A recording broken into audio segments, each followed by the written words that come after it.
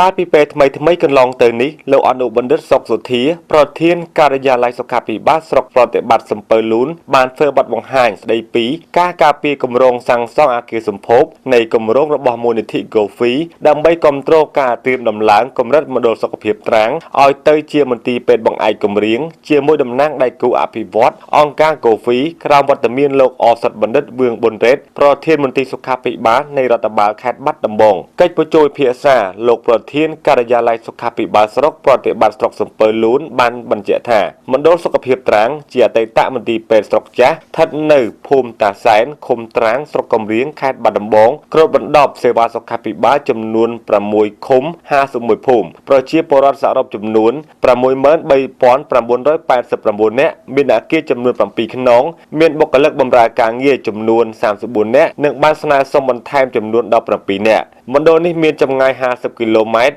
ពីមន្ទីរពេទ្យបង្អែកសំពើលូននិង130គីឡូម៉ែត្រពីមន្ទីរពេទ្យខេត្តលោកអនុបណ្ឌិតសុកសុធាប្រធានការិយាល័យសុខាភិបាលស្រុកប្រតិបត្តិសំពើលូនបន្តលើកឡើងថាកន្លងមកលោកបានស្នើសុំដំឡើងកម្រិតមណ្ឌលដើម្បីធានាបម្រើសេវាសុខភាពជូនប្រជាពលរដ្ឋនៅក្នុងតំបន់គ្របដណ្ដប់ឲ្យបានកាន់តែប្រសើរពេញលេញជាសំណុំសកម្មភាពបង្ក្រប់ CPA1 និងស្របតាមសំណុំពរចាំបាច់របស់អាជ្ញាធរមូលដ្ឋាននិងប្រជាពលរដ្ឋនៅក្នុងស្រុកកំរៀងនិងយោងតាមផែនការ3ឆ្នាំរង្កិលរបស់មន្ទីរសុខាភិបាលនៃរដ្ឋបាលខេត្តបាត់ដំបងសូមបញ្ជាក់ថាគម្រោងនេះមានគោលបំណងនិងទស្សនវិស័យវែងឆ្ងាយរួមមានបង្កើតជាមន្ទីរពេទ្យបង្អែកស្រុកក្រោមកិច្ចសហប្រតិបត្តិការកម្ពុជាកូរ៉េនិងពង្រឹងគុណភាពសេវាថ្នាក់មន្ទីរពេទ្យដើម្បីចូលរួមប្រឡងប្រណាំងសេវាសាធារណៈគំរូដំឡើងជាមូលដ្ឋាន CEMONC នៅពេលមានហេដ្ឋារចនាសម្ព័ន្ធគ្រប់គ្រាន់ជំរុញការសម្រាលកូននៅមន្ទីរពេទ្យកាត់បន្ថយសម្រាលគ្រោះថ្នាក់នៅមណ្ឌលសុខភាព